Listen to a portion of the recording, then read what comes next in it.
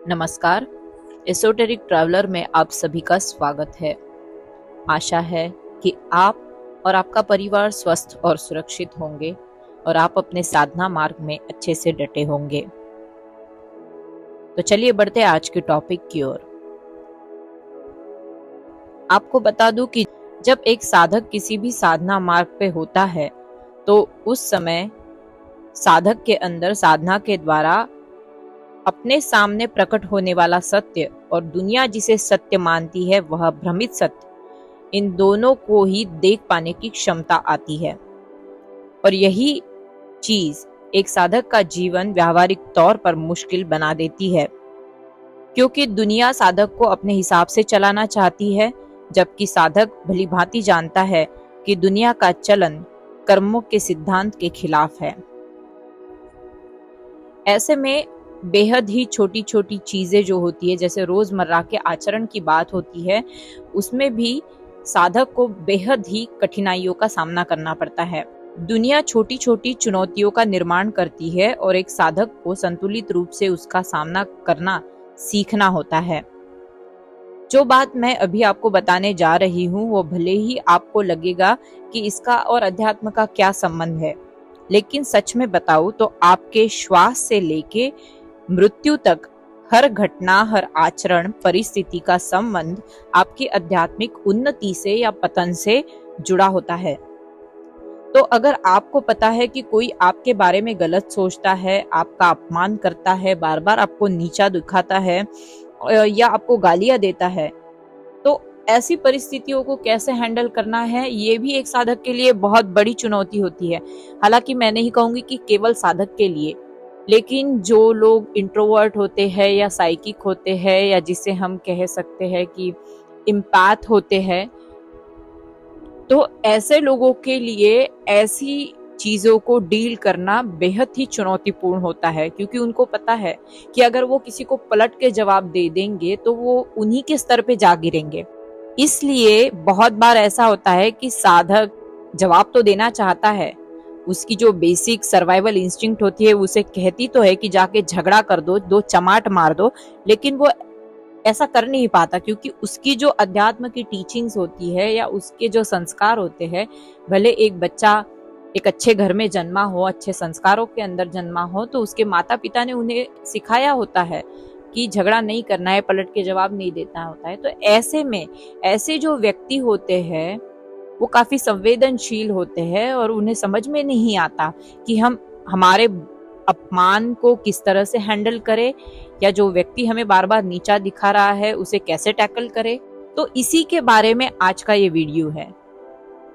आपको जरूर वीडियो के बाद में कुछ ना कुछ इंसाइट मिलेगी कि आप ऐसी घटनाओं को, ऐसी चीजों को कैसे हैंडल कर सकते हैं। और बहुत बार तो ऐसा होता है कि जो अपमान करने वाला जो व्यक्ति होता है वो बाहर का ना होकर हमारे ही घर का, हमारे ही परिवार का सदस्य होता है। ऐसे में झगड़ा करना या पलटकर जवाब देना कितने हद तक ठीक है, या आप किस किस को जवाब देते रहेंगे, किस किस से उलझते रहेंगे। और वैसे भी सीधे सीधे प्रत्युत्तर देना, पलटकर जवाब देना या किसी भी अपमान को प्रतिक्रिया देना आपके कर्म संस्कारों का बोझ बढ़ाता है, यह भी सत्य है। ऐसे में खासकर जो लोग साधना मार्ग पर चल रहे हैं उनके लिए इन जैसी सिचुएशन को सही तरीके से टैकल करना बेहद ही जरूरी होता है। आपको अगर किसी भी अपमान का जरा भी बदला लेने का मन करता है या सामने वाले को भी नीचा दिखाने का मन करता है तो थोड़ा रुक जाइए, सोच विचार करें। मैं जो कहानी आपको बताने जा रही हूँ वो सुनिए और उसमें से कुछ सीखिए। एक बार गौतम बुद्ध अपने शिष्यों के साथ एक गांव जाते हैं। जैसे कि बुद्ध एक गांव से दूसरे गांव जाते थे, वहां कुछ समय रहकर वो उपदेश करके फिर अगले गांव की ओर बढ़ते थे। ऐसे ही वह एक गांव आते हैं जहां लोग भगवान बुद्ध को और उनके भिक्षु संघ को बहुत भला बुरा कहते हैं, गालियां देते हैं। भिक्षा मांगने के अलावा बुद्ध को कोई काम नहीं है क्या, इस तरह का अपमानजनक सवाल उन्हें करते हैं। एक इंसान तो बुद्ध को इतना तक कह देता है कि क्या तुम्हें लज्जा नहीं आती, इस तरह भीख मांगते हो? क्या इतने अपमान का भी तुम पे कोई असर नहीं होता? कैसे निर्लज्ज इंसान हो। तब भगवान बुद्ध उस व्यक्ति को कहते हैं, तुमने दिया हुआ उपहार अगर मैं स्वीकार ही नहीं करता तो तुम्हारे पास ही वह रहेगा। इसमें मुझे लज्जित होने का क्या प्रश्न है? तुमने दी हुई गालियां अपमान एक उपहार की तरह है जिसे मैंने स्वीकार ही नहीं किया, तो वह अब तुम्हारे पास ही रहा ना। भगवान बुद्ध की ये बातें सुनकर वह व्यक्ति शर्म से उनके सामने सर झुकाकर क्षमा मांग लेता है। लेकिन यह तो बुद्ध की बात हुई, उनकी महानता और अध्यात्म के स्तर के हम आसपास भी नहीं पहुंच पाते हैं। आज भी सैकड़ों लोग बुद्ध को गालियां बकते हैं, लेकिन बुद्ध तो बुद्ध है। उनका अस्तित्व उतना ही आज भी प्रभावशाली है जितना उनके जीवन काल में था। तो हम बुद्ध के जैसे महान तो नहीं है, तो अपमान या दूसरों के द्वारा दिखाया गया नीचा या निचली सोच हम कैसे फेस करें? उसके लिए जो शक्ति लगती है, वह बल लगता है, वो कहां से लाए? यह प्रश्न आपके मन में है तो मैं कहती हूँ कि ये प्रश्न मेरे मन में भी उठा था, और मेरे अनुभव से मैं आपसे कहना चाहूंगी कि यदि कोई व्यक्ति आपका अपमान करता है, आपको नीचा दिखाने की कोशिश करता है या आपके खिलाफ गंदी गंदी बातें करता है, तो ऐसे छोटी मानसिकता वाले लोगों से जितना हो सके उतना अंतर बना ले। यदि कोई आपका अपमान करता भी है तो उसे समझाने का या प्रत्युत्तर देने का प्रयास ना करे, क्योंकि ये समझाना या प्रत्युत्तर देना एक जाल की तरह काम करेगा आपके लिए। कर्मों का नियम इतना शक्तिशाली है कि आप खुद उस व्यक्ति को अपने कर्मों का हिसाब देते हुए पाएंगे। यदि कोई दुष्ट मानसिकता से आपका छल करने हेतु आपका अपमान करता है तो उसे अपने कर्मों का दंड जल्द ही मिलता है। और यदि आप साधक है तो आप अपने आंखों से सामने वाले दुष्ट मानसिकता वाले व्यक्ति जिसने आपका अपमान किया है या आपको नीचा दिखाया है, उसे उसके कर्मों का फल चखते हुए पाएंगे, उसे कर्मों के फल सिद्धांत द्वारा मसलते हुए देख पाएंगे।